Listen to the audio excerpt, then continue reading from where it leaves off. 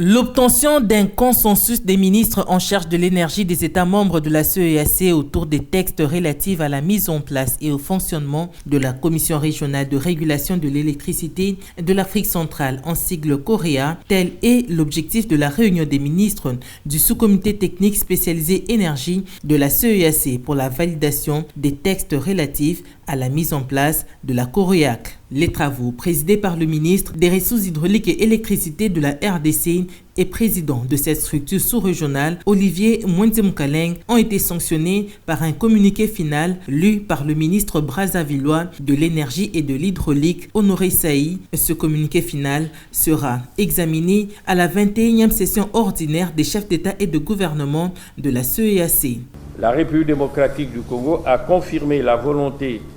de son pays d'abriter le siège de la COREAC.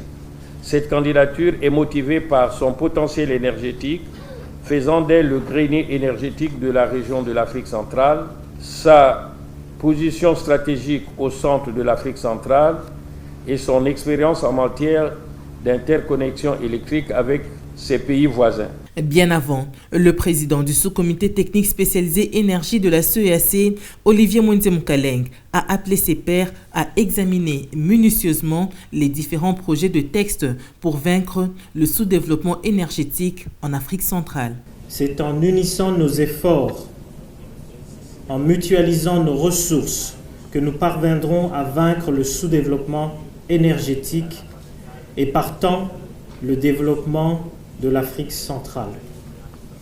C'est pourquoi je vous invite à examiner les différents projets de texte. Le ministre centrafricain de l'énergie, Arthur Bertrand Piri, a, au nom de ses pairs, lu le mot de remerciement à l'endroit du chef de l'État et président en exercice de la CEEAC, Félix-Antoine Tshisekedi Tshilombo, pour avoir facilité l'organisation de cette réunion. Le ministre centrafricain de l'énergie, Arthur Bertrand Piri, a, au nom de ses pairs, lu le mot de remerciement à l'endroit du chef de l'État et président en exercice de la CEEAC, Félix-Antoine Tshisekedi Tshilombo, pour avoir facilité l'organisation de cette réunion.